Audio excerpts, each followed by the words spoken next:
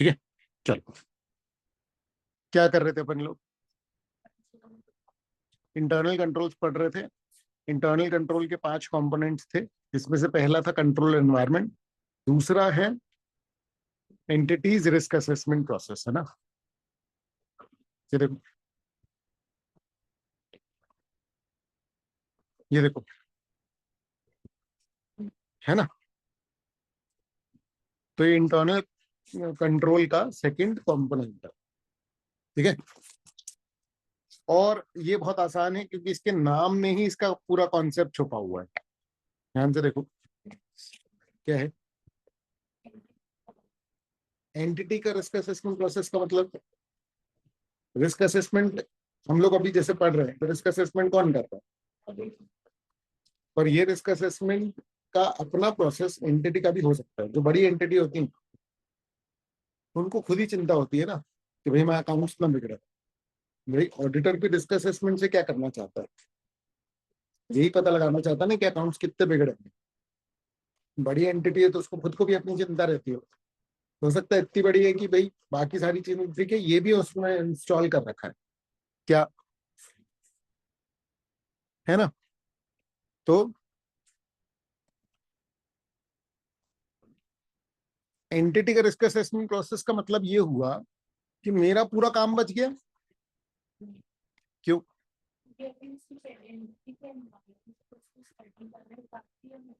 नहीं नहीं नहीं, हम इंटरनल कंट्रोल समझ रहे हैं, इसमें हमने एनवायरनमेंट समझ लिया। अब एंटिटी का रिस्क असेसमेंट प्रोसेस, मैं कह रहा हूं कि अगर मैं एंटिटी का रिस्क असेसमेंट प्रोसेस देख रहा हूं तो मैं भी तो रिस्क असेसमेंट करता हूं, तो मेरा पूरा काम नहीं बच गया? क्यों? रिस्क असेसमेंट तो सेम ही है ना।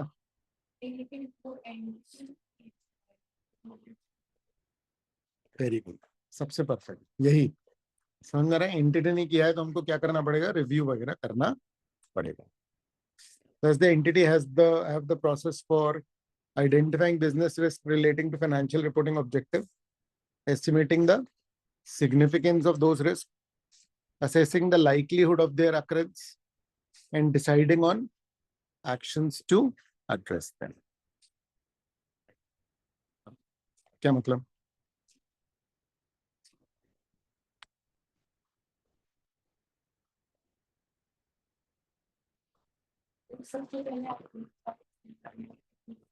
बिजनेस मतलब ये यही तो प्रोसेस है रिस्क असेसमेंट कि पता करो कौन से रिस्क हैं, फिर देखो कि रिस्क कितने सिग्निफिकेंट है, फिर लाइकलीहुड। आ रहा है समझ में? सिग्निफिकेंस मतलब एक तरीके से तुम बोल सकते हो क्या, मैग्नीट्यूड। और लाइकलीहुड क्या हो गया? Chances of occurrence. बताया था मैंने, जैसे अर्थक्वेक है या कोई भी आग लगना है। और deciding on actions to address. तो एंटिटी रिस्क सोचेगी और उसके बाद फिर ये सोचेगी कि अरे हाँ यार, अगर ये रिस्क आ गया तो अपन क्या करेंगे, तो पहले से उसके प्लान बना करके चलता है। ठीक है, इंपॉर्टेंस तो बहुत सिंपल है। ठीक है, कि ये जो प्रोसेस है इससे पूरा फ्रेमवर्क बनता है काय का? रिस्क असेसमेंट का, मतलब मैनेजिंग रिस्क का। भाई मेरे को अगर अपना बिजनेस चलाना है तो मुझे रिस्क असेस करना पड़ेगा ना। ये सिर्फ ऑडिटर वाली बात थोड़ी है, ये तो बिजनेस के लिए भी इंपॉर्टेंट बात है। A well-designed risk assessment process helps the auditor identify risk of material misstatement, example adopting new technology, entering new markets, etc. फिर क्या है? Appropriateness, whether the process is suitable for entity circumstances is a matter of judgment. ठीक है, factors influencing risk include changes in operating environment, new business model or products, etc. तो सबसे पहले की aspects क्या है इसके, है ना, क्या करना होता है रिस्क असेसमेंट में? क्यों रिस्क असेसमेंट इंपॉर्टेंट होता है एंटिटी के पॉइंट ऑफ व्यू से? और तीसरा, ऑडिटर को ही देखना होता है whether the process is suitable for the entity circumstances, है ना। तो वो जो प्रोसेस है रिस्क असेसमेंट का, वो सूटेबल है कि नहीं, ये जजमेंटल मैटर है। आपके पास ये पैरामीटर नहीं कि हाँ ये 6 पॉइंट होने चाहिए और बस फिर हो गया।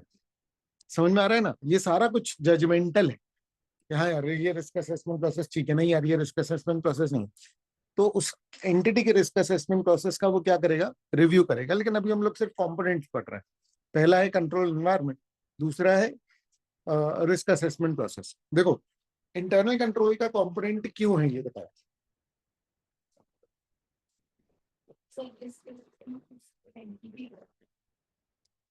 रिस्क असेसमेंट प्रोसेस ये सेकंड पॉइंट है किसका, इंटरनल कंट्रोल के कंपोनेंट्स।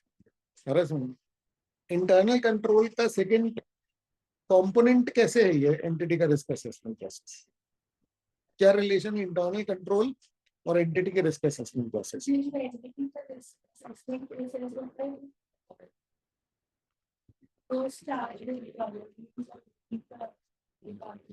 इंटरनल कंट्रोल का कंपोनेंट कैसे है ये?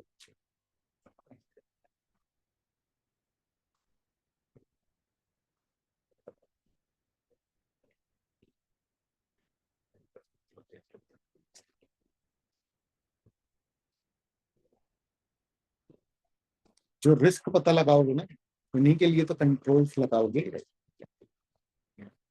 आपके सारे एक्शंस एक्चुअली में जो दिया हुआ है ना इसमें कि आप एक्शन ले सकते हो, फिर वो एक्शन इंटरनल कंट्रोल ही होंगे। क्योंकि जब जब आप रिस्क असेसमेंट करोगे तो उसके लिए एक्शन के रूप में आप क्या लगाओगे, इंटरनल कंट्रोल। जितना क्या कहते हैं अच्छा होगा रिस्क असेसमेंट प्रोसेस, उतने अच्छे होंगे इंटरनल कंट्रोल। नहीं तो देखो समझो, कोई बंदा अगर बिजनेस कर रहा है, ठीक है ना, तो कैसे करेगा वो? मान लो फर्नीचर का बिजनेस कर रहा है, तो वो सोचेगा लकड़ी कहाँ से मिलेगी ये वो। तो वो एक नॉर्मल बिजनेस को देख करके वो सारी चीजें इंस्टॉल कर देगा। पर किसी एक व्यक्ति ने वो सारी चीजें जो इंस्टॉल हुई कि हाँ ऑफिस भी लेना पड़ता है ये वो, मैं बोल रहा हूँ बिजनेस स्पेसिफिक ऐसी बहुत सारी चीजें होती हैं जो वो देख करके लगा लेगा। बट उनका रेलेवेंस किसको पता होगा? जिसने सबसे पहले उसको प्रॉब्लम आई होगी और तब उसने उस पर्टिकुलर चीज को लगाया होगा। अरे समझ, जैसे कि एक ये टोकन वाला सिस्टम चलता है हर जगह कि मधु कलश में गए तो आप पहले टोकन लो और फिर जा करके क्या करो। तो आप समझो किसी ने नई दुकान खोली और उसने भी टोकन सिस्टम रख लिया। समझ में आ रहा है? उसने टोकन सिस्टम क्यों रखा मधु कलश ने? उसको प्रॉब्लम आई होगी। अरे समझ में, ठीक है ना? और वो प्रॉब्लम सिर्फ ये नहीं होगी, और भी होंगी, ठीक है। पर एक दूसरा व्यक्ति जब लगा रहा है तो कह रहा है कि अच्छा टोकन सिस्टम रखते हैं। ये होता है इंटरनल कंट्रोल को कॉपी करना। लेकिन हो सकता है कि उसके पास अलग चैलेंजेस हो, उसकी लोकेशन के पॉइंट ऑफ व्यू से या किसी भी और पॉइंट ऑफ व्यू से। और रिस्क असेसमेंट नहीं करने के कारण उसने बस रटे रटा इंटरनल कंट्रोल्स लगा लिए। इसीलिए इंटरनल कंट्रोल्स की स्ट्रेंथ के लिए बहुत इंपॉर्टेंट है एंटिटी का नाम, ठीक है ना? चलो, अब IT system including related business process relevant for financial reporting and communication. ये हर हेडिंग अपने आप में क्वेश्चन है और कंपोनेंट्स ऑफ इंटरनल कंट्रोल ही अपने आप में क्वेश्चन है, ठीक है। Areas to understand, significant classes of transaction, which transactions and material require close attention, transaction processing, ठीक है। तो अब देखो information system including related business process relevant to financial reporting. तो आपका जो फाइनेंशियल रिपोर्टिंग वाला सिस्टम, इंफॉर्मेशन का जो सिस्टम है, वो इंटरनल कंट्रोल का एक बहुत इंपॉर्टेंट हिस्सा है, ठीक है। देखो सबसे पहले ये समझते हैं अपन, ठीक है, कि क्या क्या समझना है। सबसे पहले क्या होता है, सिग्निफिकेंट क्लासेस ऑफ ट्रांजेक्शन, कौन कौन से ट्रांजेक्शन जो है वो इंपॉर्टेंट है, मटीरियल, है ना। और ट्रांजेक्शन जो है वो प्रोसेस कैसे होता है, किस तरीके से ट्रांजेक्शन इनिशिएट होते हैं, रिकॉर्ड होते हैं, प्रोसेस होते हैं, करेक्ट होते हैं। आपने जो पूरा सिस्टम बनाया होगा, मतलब बेसिकली अकाउंटिंग सिस्टम आपके ओवरऑल इंटरनल कंट्रोल सिस्टम का बहुत इंपॉर्टेंट हिस्सा है। और अकाउंटिंग सिस्टम अपने आप में क्लोज्ड सिस्टम नहीं, वो ऐसा सिस्टम है जो सबके ऑपरेशन से कनेक्ट हुआ है।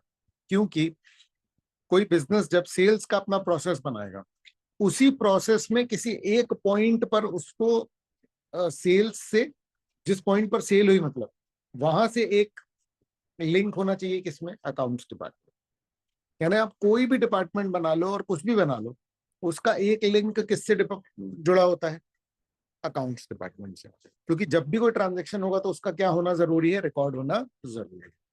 क्लियर है ये, है ना। तो एक हो गया significant classes of transaction, B हो गया ट्रांजेक्शन प्रोसेसिंग, सी हो गया अकाउंटिंग रिकॉर्ड्स। कौन से रिकॉर्ड्स रखते हो आप for initiating and recording transaction?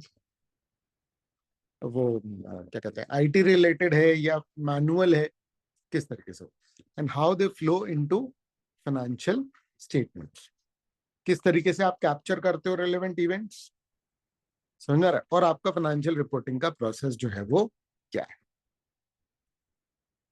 Information system और रिलेटेड बिजनेस प्रोसेस, अरे समझ, ठीक है ना। ये आपके इंटरनल कंट्रोल का बहुत इंपॉर्टेंट क्या है ना, सिस्टम कंपोनेंट्स। तो आपका इंफ्रास्ट्रक्चर कैसा है, पूरा कंप्यूटराइज है या लोग हैं, मैनुअल है ना, पीपल, प्रोसीजर्स एंड डेटा। बहुत सारे लोग टोटली आईटी पे रिलाई करते हैं, आईटी सिक्योरिटी। तो अगर आईटी पे रिलाई कर रहे हो तो आईटी सिक्योरिटी और एक्यूरेसी क्या हो जाती है फिर, क्रूशल। समझ में आ रहा है, ठीक है ना।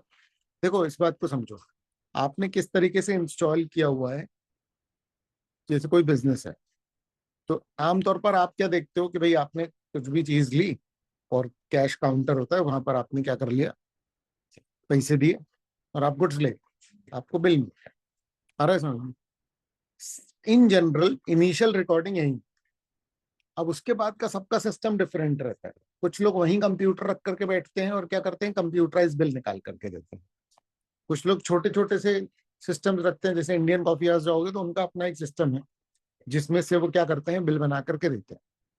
पर हो सकता है कि वो अकाउंटिंग से जुड़ा हुआ हो और हो सकता है कि वो सिर्फ एक पूरा, हाँ समझना रहे, कि वो एक रिपोर्ट निकाल करके दे देता हो, समझना रहे, जिससे कि फिर फर्दर हमको अकाउंटिंग करनी पड़ती है। तो ये सिस्टम बहुत सारे प्रकार के हो सकते हैं, इसीलिए हमको ये सिस्टम समझना पड़ेगा कि उन्होंने क्या लगा रखा है, किस एंटिटी ने क्या लगा। क्लियर है। Quality of information, reliable relevant information enables better management decision and accurate financial reporting. Weakness in IT systems can result in erroneous or incomplete information. ठीक है ना। फिर communication of roles and responsibilities, how financial reporting duties and expectations are conveyed. मतलब आप जो चाहते हो वो आपने स्टाफ तक कैसे कम्युनिकेट किया हो, क्या आपने उसकी पॉलिसी बना दी है, क्या आप अलग से मीटिंग करते हो हर हफ्ते, हर महीने या हर दिन या जैसे भी हो, आ रहा है समझ। मेमोस के थ्रू, इलेक्ट्रॉनिक ईमेल करते हो आपकी, ऐसा कर लेना वैसा कर लेना। क्या आपका अ, तरीका है लोगों को अपनी एक्सपेक्टेशंस बताने का। आप टॉप मैनेजमेंट हो तो आप ये कैसे अकाउंटिंग स्टाफ को बताते हो कि भैया बहुत क्रूशल है, कुछ गलती मत करना है या कुछ भी, ठीक है। Management's action also communicate the importance of accurate reporting and compliance. ठीक है, तीन, ठीक है। ये अपने आप में एक अलग सवाल भी है। क्लियर है। देखो मैंने जो नोटिस किया ना, पहले मेरे को जब मैं ऑडिट का पेपर देखता था ना, मुझे लगता था कि जेनरिक है। तो आपको अपने हिसाब से क्या करना पड़ेगा, सोचना पड़ेगा कि क्या लिखें। समझ में आ रहा है। पूरा नॉलेज ले लो और उसके बाद फिर अपने हिसाब से लिखो। बट इवेंचुअली मैंने देखा कि नहीं, मेरी एक्सपेक्टेशन इंस्टीट्यूट से थोड़ी ज्यादा ही होगी। ठीक है। तो जब मैंने इसको देखा तो बहुत इजीली डिकोड हो गया कि वो लोग सीधे सीधे टॉपिक उठा करके देते रहे। सारा यही समझ में, वो लोग क्या कर रहे हैं कि टॉपिक उठा करके दे देंगे। तो उनके सवालों में पहले मैं ढूंढता था कि अच्छा क्या मीनिंग है ये। अब सिर्फ इतना सा प्रोसेस होता है कि ये कौन सा टॉपिक है, आ रहा है समझ में। तो तुम पुराने कोई भी वो उठा करके देखोगे ना, तो तुम्हें एकदम पिन पॉइंट ये मिल जाएगा। अब जैसे अभी तो ये हेडिंग है, the information system including the related business process, relevant to financial, ऐसा ऐसा आ रहा है इसमें। तो जब ये एग्जाम में क्वेश्चन बन करके आता है, तब मेरे को ऐसा लगता था कि अच्छा, ये इंफॉर्मेशन सिस्टम के बारे में पूछ रहा है, रिलेटेड बिजनेस प्रोसेसेस, समझ रहे। क्योंकि टॉपिक इंडिविजुअली रिलेट नहीं होता था उस समय, एकदम शुरू शुरू में, कि ये ऐसा कर रहा है। पता नहीं था ना कि इंस्टीट्यूट ऐसा कर रहा है। ऐसा लगता था कि यार, अब हमारे टाइम में तो मॉड्यूल वगैरह की कोई इंपॉर्टेंस थी नहीं, तो हमारे दिमाग में यही था कि यार लोग बिल्कुल फ्रेश सा बनाते हैं। पर फिर समझ में आया कि वो टॉपिक है। तो अगर आपको टॉपिक याद है तो आपका आंसर सजेस्टेड आंसर से एज इट इज मैच कर जाएगा।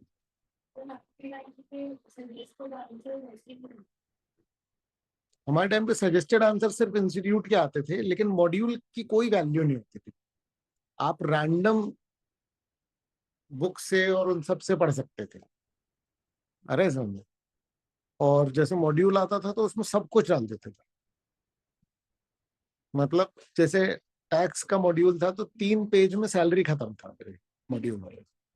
वही तो मतलब, जब हमारे मॉड्यूल आते थे ना तो ऐसे आते थे और ऐसे रखते शेर, और कभी नहीं उठते थे, क्योंकि वो पढ़े भी नहीं जाते थे। ऑडिट का फिर भी ये बोलते थे कि उससे आता है, पर वो पढ़ ही नहीं सकते थे। उसमें पूरे रॉ लेवल पर स्टैंडर्ड्स और वो पूरा, जैसे आपको बेयर लॉ देते हैं, पढ़ा है ना तुमने, तो कैसा होता है, आप मतलब उस लेवल में आप पढ़ ही नहीं सकते। तो वैसे ही होता था कि अब बोलते थे जिसने मॉड्यूल पढ़ लिया, लेकिन जिसने मॉड्यूल पढ़ लिया मतलब क्या, और वो भी ऑडिट का।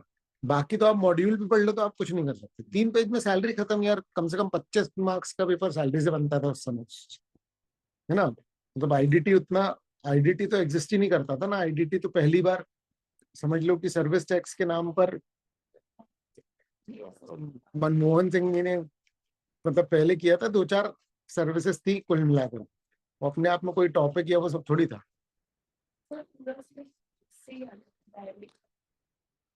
हाँ, अरे इनडायरेक्ट टैक्स जैसी चीज एग्जिस्ट ही नहीं करती थी ना।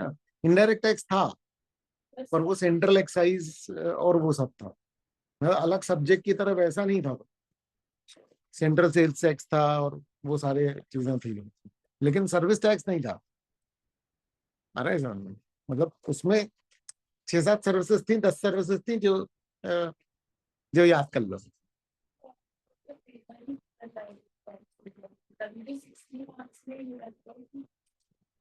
हाँ नहीं, मैं लेकिन ये बता रहा हूँ कि मॉड्यूल की क्या इंपॉर्टेंस होती थी पहले, कि बिल्कुल ही मतलब क्या ही कर लोगे, मतलब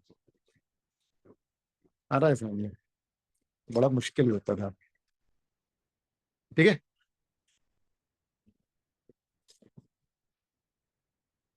फिर क्या है, control activities. Control activities are the policies and procedures implemented to ensure management's directives are executed.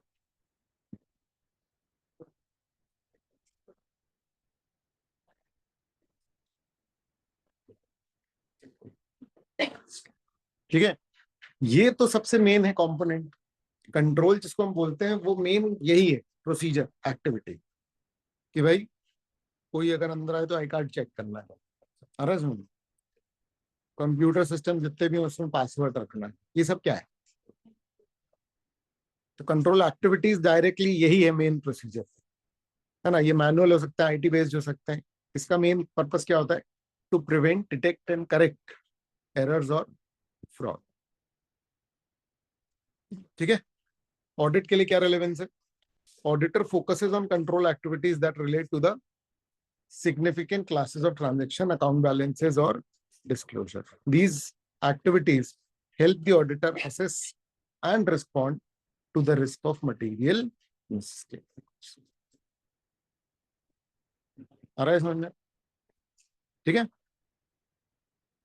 तो ऑडिटर कंट्रोल एक्टिविटीज पे फोकस करता है, कौन सी वाली, significant class of transaction, account balance और disclosure.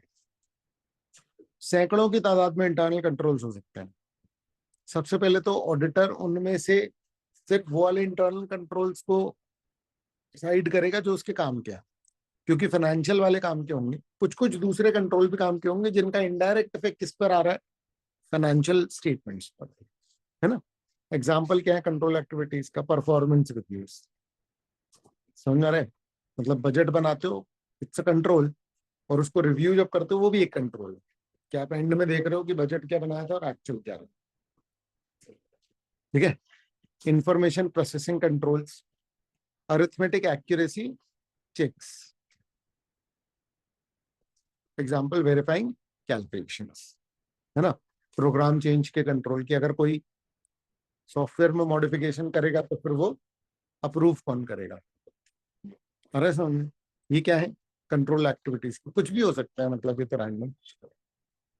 Physical controls, securing physical asset, locked store rooms या ये सारा कुछ, और सेग्रीगेशन ऑफ ड्यूटीज, ये जो ऑथराइज कर रहा है, जो रिकॉर्ड कर रहा है, जिसके पास कस्टडी है, ये सब क्या हो, डिफरेंट इंडिविजुअल्स जो है वो उसको हैंडल कर लेंगे।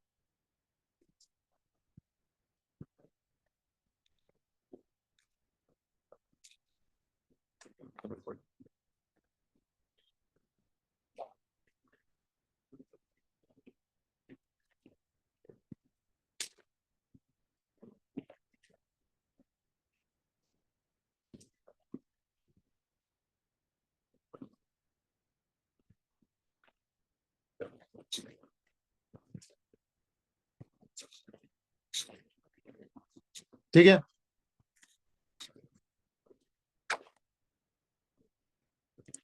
और लास्ट कंपोनेंट है monitoring of control. Internal control काम नहीं करेंगे अच्छे से अगर उसकी मॉनिटरिंग नहीं होगी। सिर्फ आईटी कंट्रोल्स जो है वो, आईटी कंट्रोल में भी अलग तरीके से मॉनिटरिंग करनी पड़ेगी। बाकी फिजिकल कंट्रोल तो अगर ह्यूमन बेस्ड है, तो अगर आप ध्यान नहीं दोगे तो क्या होगा, कंट्रोल काम करना बंद कर देंगे, ठीक है ना। Definition and purpose. Monitoring of control is an ongoing process to evaluate the effectiveness of an entity's internal controls over time. Ensures that controls continue to operate as intended and are adapted for changes in the environment. आप हर control एक purpose से लगाते हो, तो आप हमेशा check करते जाते हो क्या है कि नहीं। क्या होता है ना, चीजें समय के साथ ऑटोमेटिकली चेंज होने लग जाती हैं, लोग भी समझने लग जाते हैं, ठीक है ना। कोई नया प्रोसेस लेकर के आओगे, हो सकता है पहले वो लोग निभा रहे हो, फिर हो सकता है कि उसका रास्ता ढूंढ लेगा, क्लियर है। तो है ना, ये इंपॉर्टेंट है, ठीक है। Methods of monitoring, ongoing activities, regular management, supervisory provision embedded in day to day operations. इसका मतलब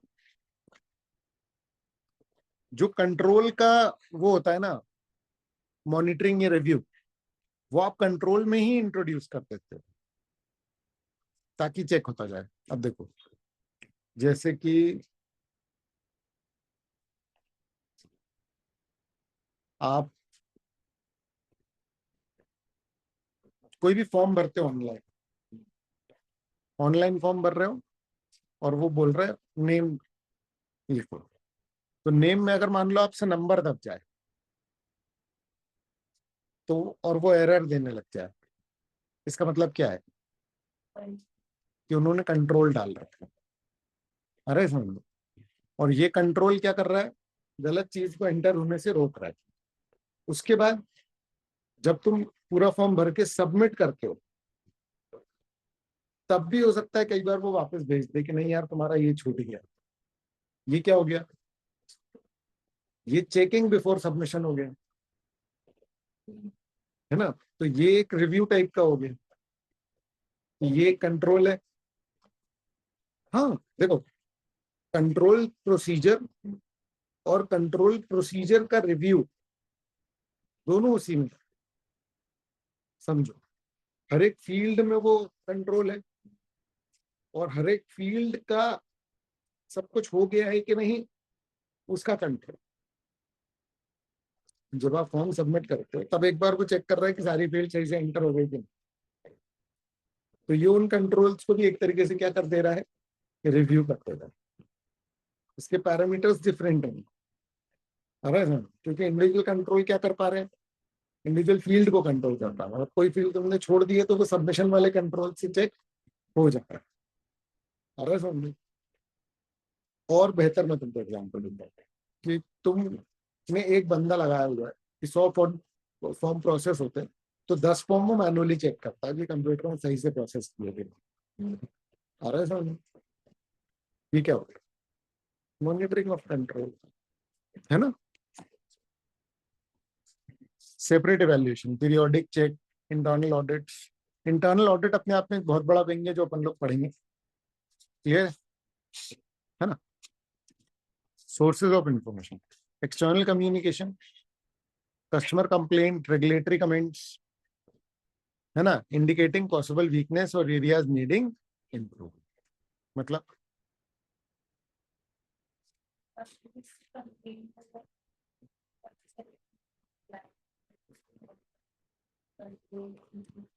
लीगल कोई चेक हुआ उससे, समझ रहे, कहीं से भी अगर आपको कोई कंप्लेंट मिलती है तो वो आपके लिए क्या है, एक चेक कि भैया इंटरनल कंट्रोल कोई सा वीक तो नहीं है। ये कंपोनेंट्स बता रहा है इंटरनल कंट्रोल। जब हम इंटरनल कंट्रोल पढ़ रहे हैं ना, तब हम बिजनेसमैन की तरह सोच लेंगे। हम लोग रिलेट कर रहे हैं इसको किसमें, कि ऑडिटर ये भी देख लेगा, ऑडिटर ये भी देख लेगा, समझ में आ रहा है। और internal feedback, deviations noted in performance review, staff suggestion, error reports, clear again, है ना। Outcome of the monitoring, if controls are not operating effectively, corrective actions are taken, helps maintain robust control environment, supports reliable financial reporting। Clear है, read कर लो इसे।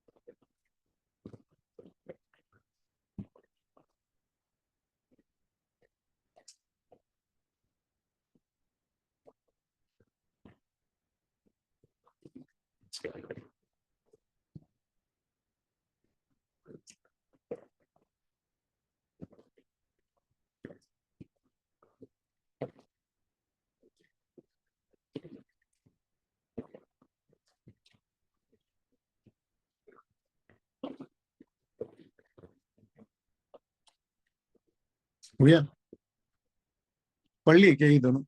Answers भी देख लिए? Answers देखो, सबसे पीछे में दिए हुए।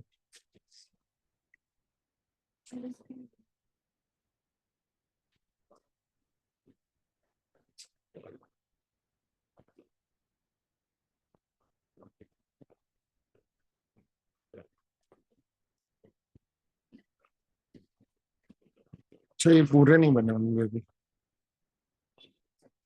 मॉड्यूल है तुम्हारे पास? नहीं नहीं, उसको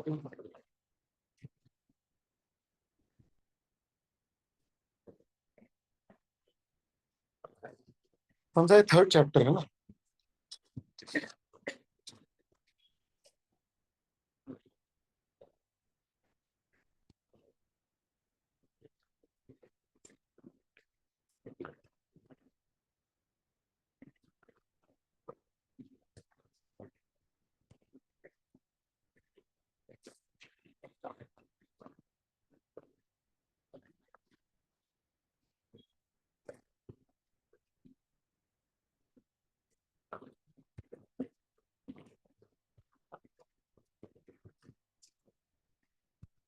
7 और 8 ना?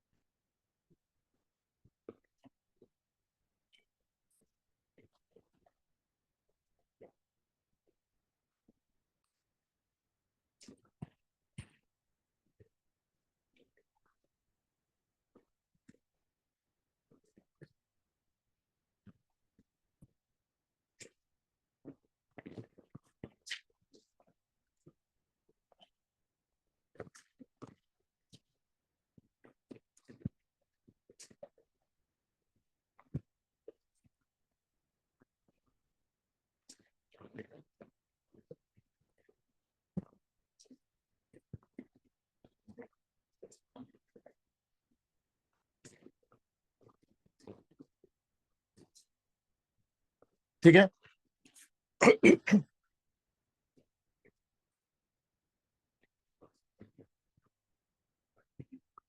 ठीक है ना? चलो, अब मुझे ये बताओ, क्या जितने भी कंट्रोल्स हैं, जितने भी इंटरनल कंट्रोल हैं, सब ऑडिट के लिए रिलेवेंट है या नहीं?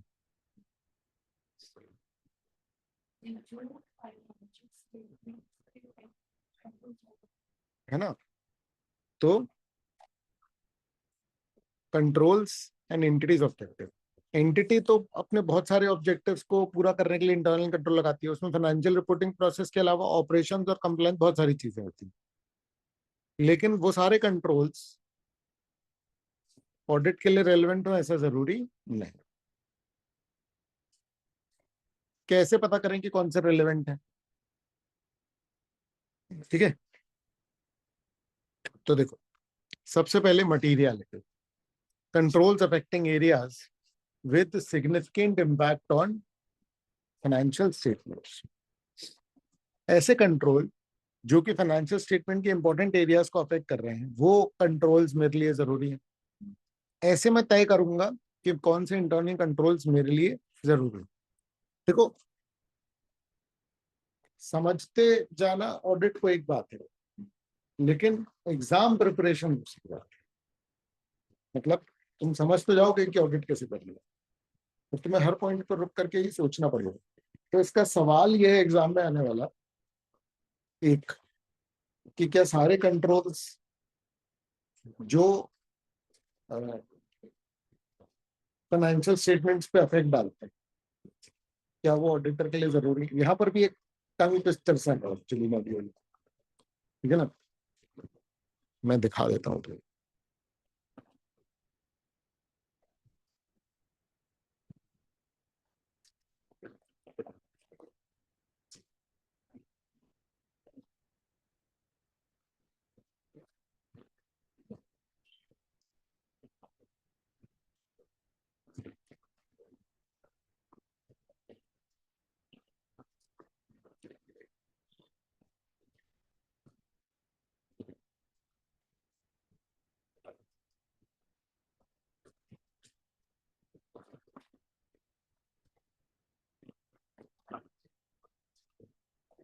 जो सवाल आता है ना एग्जाम में, वो बता रहा हूँ actually.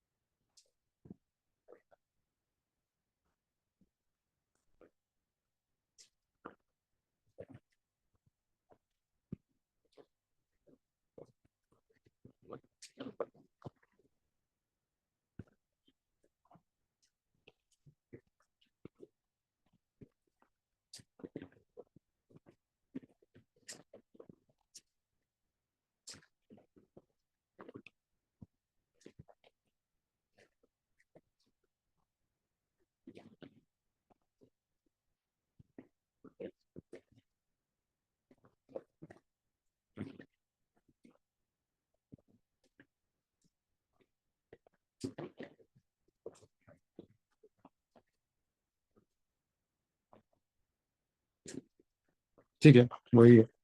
There is a direct relation between the entity's objective and the control it implements to provide reasonable assurance about their achievement. The entity's objective and therefore controls relate to financial reporting, operations, and compliance. However, not all of these objectives and control are relevant to the auditor's risk assessment. ठीक है, ठीक है, तो ये देखो, not all controls are relevant to audit of financial statements. ठीक, materiality है ना, controls affecting areas with significant impact on financial statement. फिर significance of related risk, मतलब higher risk areas demand stricter controls, है कि नहीं? तो हम किस बेसिस पे सिलेक्ट करेंगे कि कौन से इंटरनल कंट्रोल हमारे काम के? जो बड़े एरियाज हैं, जो रिस्की एरियाज है, जहाँ गलती होने के चांसेस ज्यादा है, एंटिटी कितनी बड़ी है उस हिसाब से हम लोग इंटरनल कंट्रोल्स को देखेंगे। नेचर ऑफ बिजनेस के हिसाब से हम क्या करेंगे भाई, डिफरेंट इंडस्ट्रीज ओनरशिप स्ट्रक्चर है तो कंट्रोल एक्टिविटीज भी क्या होंगी, डिफरेंट होंगी। क्लियर है? फिर diversity and complexity, more complex operations में require more sophisticated controls. Legal and regulatory requirement. Certain controls mandated by law may be irrelevant. मतलब कुछ कंट्रोल्स तो हमको कहाँ से मिले हैं, कानून से ही, और वो वैसे भी रिलेवेंट हो गए, आ रहा है समझ, क्योंकि कानून ने दिए। इंटरनल कंट्रोल के कंपोनेंट्स इसके बेसिस पर हम देखेंगे, ठीक है, और कॉम्प्लेक्सिटी के बेसिस पे देंगे, जहां जितना कॉम्प्लेक्स होगा उतना कंट्रोल ज्यादा इंपॉर्टेंट हो गया। प्रिवेंशन और डिटेक्शन ऑफ मटेरियल मिसस्टेटमेंट, क्या वो कंट्रोल मटेरियल मिसस्टेटमेंट को डिटेक्ट कर पा रहा है? जो कर पा रहा है वो ज्यादा रिलेवेंट है। मतलब देखो, बहुत सारे अब क्वालिटी कंट्रोल के बहुत सारे इंटरनल कंट्रोल्स हैं, वो मेरे खास काम के नहीं, क्योंकि उससे मिस स्टेटमेंट नहीं होता। देखो एक चीज समझना, मान लो एंटिटी को कहीं पर 100 रुपए का खर्चा करना था, एंटिटी 150 रुपए का करती है, ऑर्डर के लिए रिलेवेंट है या नहीं है? इन जनरल नहीं है। ठीक है, इन जनरल इस बात से कोई मतलब नहीं है। ऑडिटर को इस बात से मतलब है कि 150 लिखा है तो 150 किया तुमने। आ रहा है समझ? ऑडिटर ये देख रहा है कि 150 लिखा है ना, कितना किया तुमने, 150 किया। यहाँ 100 करना चाहिए था, ये बताने में नहीं आया, क्योंकि ये काम इंटरनल ऑडिटर का है। मैं एक्सटर्नल ऑडिटर, जो कि ऑनेस्टी चेक के लिए आया, एफिशिएंसी चेक के लिए इंटरनल ऑडिटर है। मैं थोड़ी बहुत एफिशिएंसी चेक इस पॉइंट से कर लूंगा कि भैया पता चला तुम्हारी इतनी भी एफिशिएंसी नहीं कि तुम ढंग से अकाउंट्स बना पाओ। तो मेरा एफिशिएंसी, नॉर्मली एफिशिएंसी का जो ऑब्जेक्टिव होता है वो होता है प्रॉफिट, कि भैया आप प्रॉफिट कमा रहे हो या नहीं। लेकिन अ, इसमें क्या होता है, एक्सटर्नल ऑडिट में, इसमें अगर मैं एफिशिएंसी भी देख रहा हूँ तो मेरा पर्पस मटेरियल स्टेटमेंट ही रहेगा। मेरा पर्पस ये नहीं रहेगा कि एंटिटी अच्छे से काम कर रही है। इंटरनल ऑडिटर जब इंटरनल कंट्रोल्स चेक करता है तो वो मैनेजमेंट की तरफ से चेक करता है कि भाई बिजनेस में कोई दिक्कत नहीं होनी चाहिए, ताकि हमारा प्रॉफिट जो है वो बराबर बने रहे। कहीं कोई लॉस का तो नहीं चांस हो रहा है, कहीं ऐसा तो नहीं इररिलेवेंट कंट्रोल है, फालतू खर्चा हो रहा है। तुम समझ रहे हो? वो जब इंटरनल कंट्रोल देख रहे हो तो वो एंटिटी का फायदा सोच रहा है। ऑब्वियस बात है, गलत रिपोर्टिंग भी नुकसान है, पर उसका मेन मुद्दा वो नहीं है। उसका मेन मुद्दा क्या है, या अच्छी होनी चाहिए और एंटिटी, वो इम्प्रूवमेंट के पॉइंट ऑफ व्यू से एंटिटी में काम कर रहा है। स्टैट्यूटरी ऑडिटर जो है वो है ऑनेस्टी चेक करना है, वो सब सही है कि नहीं। तो वो जब दूसरी चीजें देखता है तो उसका इनडायरेक्ट, उसका पर्पस वही होना चाहिए। समझ रहा है? नहीं तो फिर तो पता चला कि वो एंटिटी के पर्पस के लिए काम करने लग गया। आ रहा है समझ में? हम एंटिटी का ऑडिट कर रहे हैं, एंटिटी के लिए नहीं। ठीक है, जब हम एक्सटर्नल ऑडिटर है, जब हम इंटरनल ऑडिटर का डिफरेंट होता है। मतलब कुछ चीजें दोनों सेम चेक कर रहे होंगे, और मैं ये जितनी भी बातें बोल रहा हूँ ये आगे लिखी हुई है। आ रहा है समझ में? टॉपिक अलग अलग है, लेकिन अभी हो जाए डिस्कशन तो सही है। रीड कर लो ये।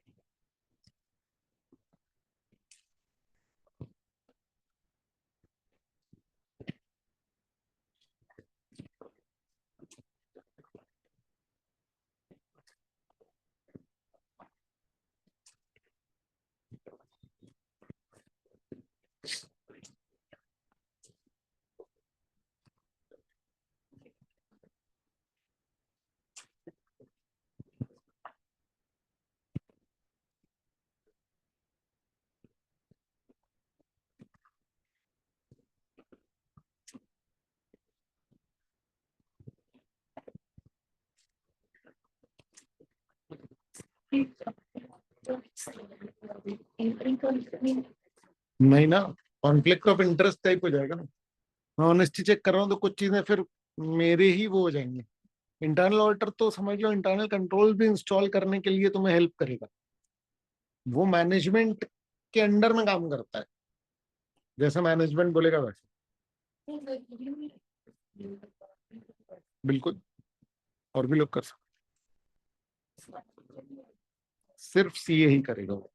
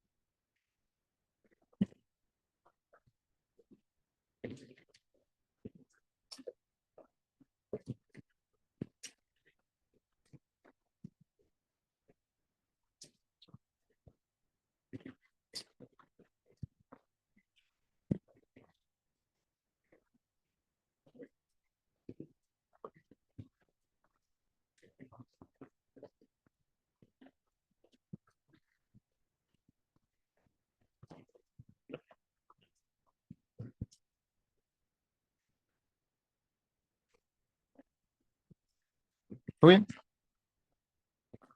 चलो, अब controls over completeness and accuracy. देखो ये बहुत ही पर्टिकुलर है। कंप्लीटनेस और एक्यूरेसी ना असर्शंस होता है। अभी अपन लोग असर्शन डिटेल में पढ़ेंगे, है ना। मतलब वो कंट्रोल जिससे कि मैं ये इंश्योर कर लूं जो ट्रांजेक्शन हुए सब रिकॉर्ड हो गए कि नहीं, ये हो गया कंप्लीटनेस। एक्यूरेसी मतलब जितना भी कुछ इंफॉर्मेशन एंटर हो रही है सिस्टम में या जैसे कुछ, वो एक्यूरेट, आउटपुट एक्यूरेट है ना। ये दो चीजों के कंट्रोल।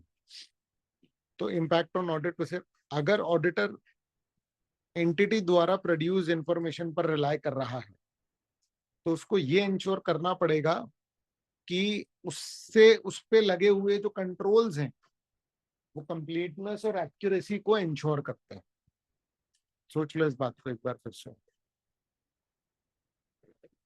मैं कोई भी इंफॉर्मेशन जो है वो एंटिटी की उठा करके उस पर भरोसा कर रहा हूँ, तो पहले मैं ये देखूंगा कि उन इंफॉर्मेशन जो जनरेट हो रही है उस पर जो कंट्रोल्स लगे हुए हैं वो कंट्रोल कंप्लीटनेस और एक्यूरेसी को इंश्योर करते हैं या नहीं।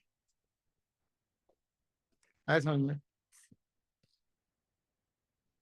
एग्जाम्पल, ऑडिटिंग रेवेन्यू, तो मैं सेल्स का ऑडिट करता हूँ, तो ऑडिटर को कॉन्फिडेंस चाहिए प्राइस डेटा पे और सेल्स वॉल्यूम डेटा पे, ताकि वो उस पर ऑडिट प्रोसीजर्स लगा पाए। जब मैं इंडिविजुअल सेल्स के वाउचर्स चुनूंगा तो मैं उस पर चेक करूंगा सही है कि नहीं, नकली तो नहीं है, ये सब मैं कर लूंगा। और मुझे ये भी तो इंश्योर करना पड़ेगा ना सारा डेटा आ गया कि नहीं, और एक्यूरेट आ रहा है। इसके लिए कंट्रोल, जेनरिक कंट्रोल, कि तुम्हारा ये जो सेल्स की जो इन्फॉर्मेशन, जो लेजर जो हम उठा रहे हैं, ये लेजर में फ्लो कैसे होती है इन्फॉर्मेशन, उससे रिलेटेड कंट्रोल्स। और फिर उन कंट्रोल्स को टेस्ट भी करूंगा मैं। ठीक है।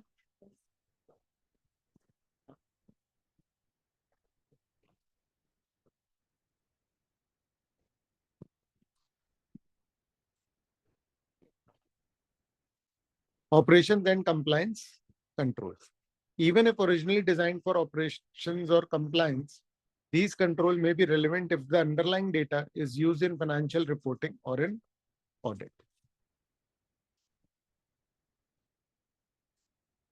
मतलब हो सकता है कि कोई एक पर्टिकुलर कंट्रोल किस लिए बनाया गया, ऑपरेशंस और कंप्लायंस, उससे मेरा ज्यादा लेना देना होता नहीं है ऑपरेशंस और कंप्लायंस से। पर अगर उसका अंडरलाइंग डेटा फाइनेंशियल रिपोर्टिंग में यूज हो रहा है तो फिर वो कंट्रोल भी मेरे लिए क्या हो गया, है ना। जैसे कि अगर मान लो सिक्योरिटी गार्ड चेक कर रहा है कि जो भी आइटम आ रहा है उसकी क्वालिटी, अब टेक्निकली देखा जाए तो इससे मेरा कोई लेना देना नहीं है। क्यों? पर क्वालिटी से अगर वैलिडेशन में इफेक्ट आ गया तो आए समझ में। तो अगर मुझे वैलिडेशन पर इशू है तो फिर मेरे लिए ये वाला कंट्रोल भी रेलेवेंट हो गया। पर वैल्यूएशन मेरे लिए इतना बड़ा मैटर नहीं है, तो फिर ये उतना कुछ नहीं।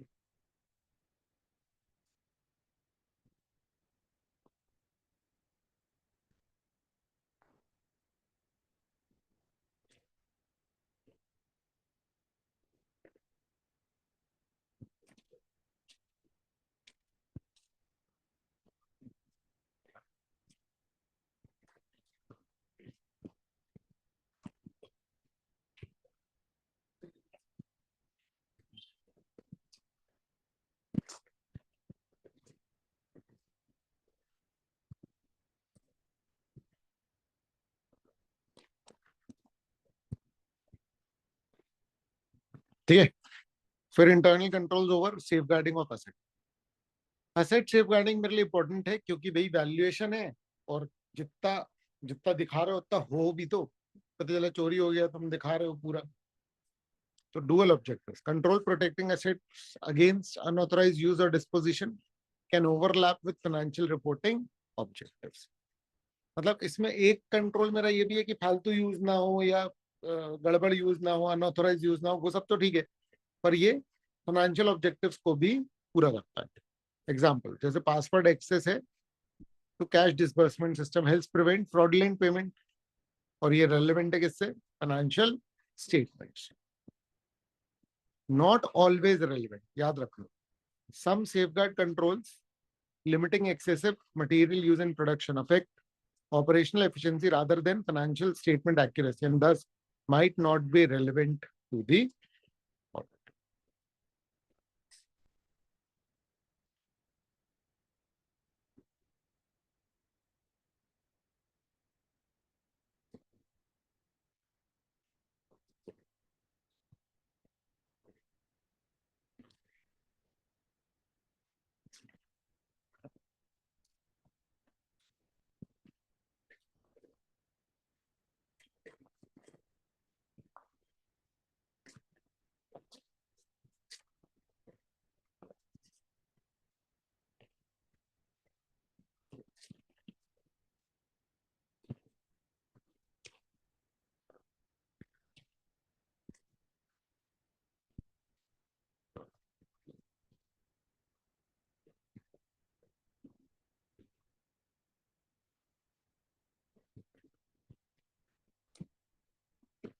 ठीक है, चलो अब controls relevant to objectives not relevant to audit. ठीक है, क्या बोल रहे हैं? Operational control example, an airline's automated scheduling system may be crucial for operations but irrelevant to financial system accuracy. Scheduling system क्या है कि कौन सा प्लेन आएगा फिर कौन सा आएगा, इसके लिए उन्होंने कंट्रोल लगा रखा है, इससे ऑर्डर को कोई मतलब नहीं. Scope of auditors understand. Not every operating unit or business's internal control needs to be assessed. Only those impacting material aspects of financial statements. Same वही बात है, जिसका इफेक्ट आ रहा है किस पर, वो क्या है? स्टैट्यूटरी और रेगुलेटरी रिक्वायरमेंट. कुछ केस में auditor may be required by law to provide additional reporting on specific internal control. अगर मेरे को कानून ने बोला है या स्टैंडर्ड ने बोला है ये वाला इंटरनल कंट्रोल चेक कर लो, तो मैं फिर फाइनेंशियल स्टेटमेंट रेलेवेंस नहीं छोड़ दूंगा मैं. क्यों? क्योंकि ये वाला कंट्रोल मेरे को लॉ ने बोला है कि ये चेक कर. जैसे कि मैं तुमको बताता हूँ, ऑडिटर्स रिपोर्ट में डायरेक्टर डिस्क्वालिफिकेशन पे पॉइंट जाता है, तो डायरेक्टर डिस्क्वालिफिकेशन का क्या लेना देना फाइनेंशियल स्टेटमेंट से? कुछ भी नहीं, लेकिन वो लॉ ने बोला तो उसको वो चेक करता है. क्लियर है? ठीक है, नेक्स्ट क्या है? Of understanding of relevant controls, है ना. हेडिंग देखना ध्यान से, क्या बोल रहा है? नेचर, है ना, ऑफ रेलेवेंट कंट्रोल या नेचर ऑफ अंडरस्टैंडिंग और एक्सटेंट ऑफ अंडरस्टैंडिंग. कितना डेप्थ में जाकर के मैं इनको असेस करूं. तो सबसे पहला तो डिजाइन एंड इम्प्लीमेंटेशन. देखो दो चीजें, क्या होता है एंटिटी जब बनती है ना, तो उसके दिमाग में है कि यार अपन ना ये कंट्रोल लगाएंगे वो कंट्रोल लगाएंगे, तो कागज पे 100 बंदे और प्रैक्टिकली इम्प्लीमेंट हुए मान लो 70 और एक्चुअल ऑपरेशनल मान लो 40. 60 भी हुए तो 20 पे बंद हो गए काम करने और वो कोई कर नहीं रहा, पर कागजों पे चल पाए. इसीलिए ऑडिटर जो है ना वो कंट्रोल टेस्टिंग करता है, क्योंकि एंटिटी वाले बोलते हैं कि अरे हमारे यहाँ तो ये कंट्रोल है वो कंट्रोल है, दुनिया भर के सब बोल देंगे, लेकिन क्या होता है एक्चुअल में नहीं होते हैं ना वो कंट्रोल्स. आ रहा है ये समझ में? Design of controls. तो जब कंट्रोल डिजाइन होता है तो उसका पर्पस होता है कोई एक ऑब्जेक्टिव. तो तब अपन देखते हैं कि वो प्रिवेंट डिटेक्ट करेक्ट कर पा रहा है नहीं कर पा रहा है. किसको?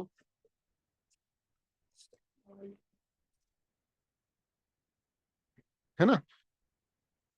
Poorly design control may still exist but be ineffective.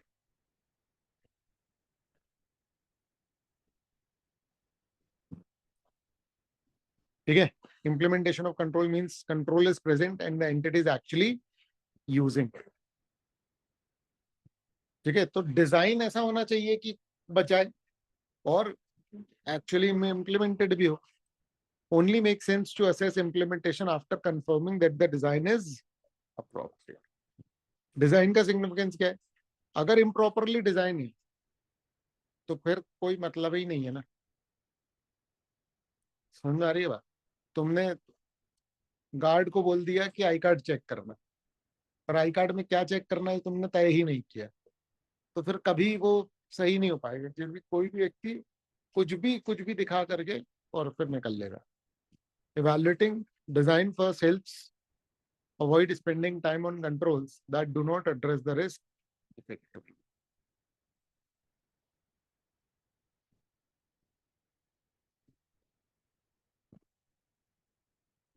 ठीक है।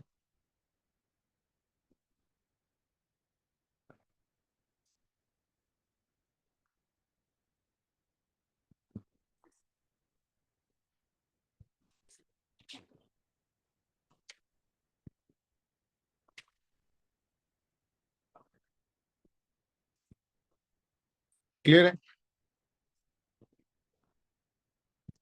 Risk assessment procedure to gather audit evidence about design and implementation.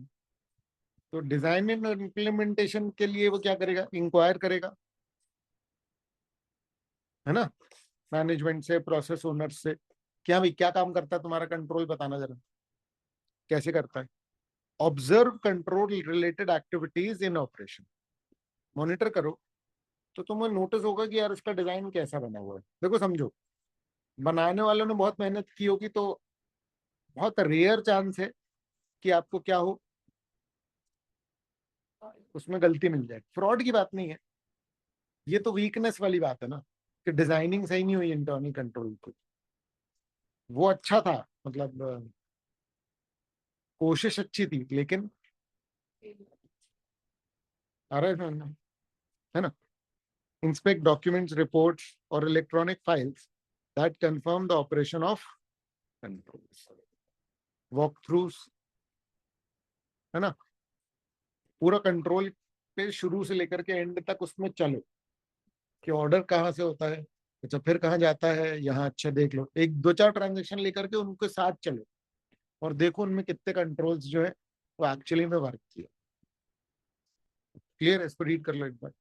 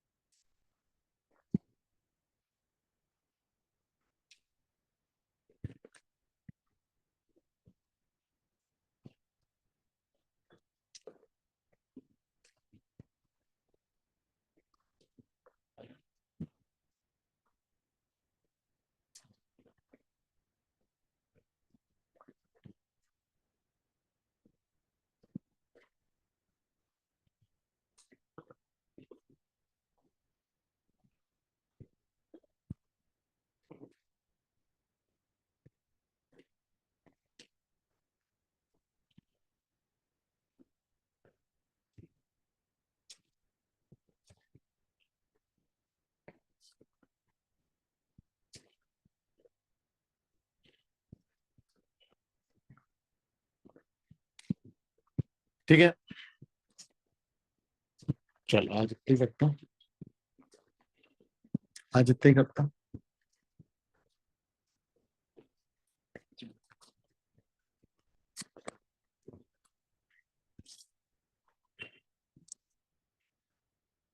समझ आ रहा है?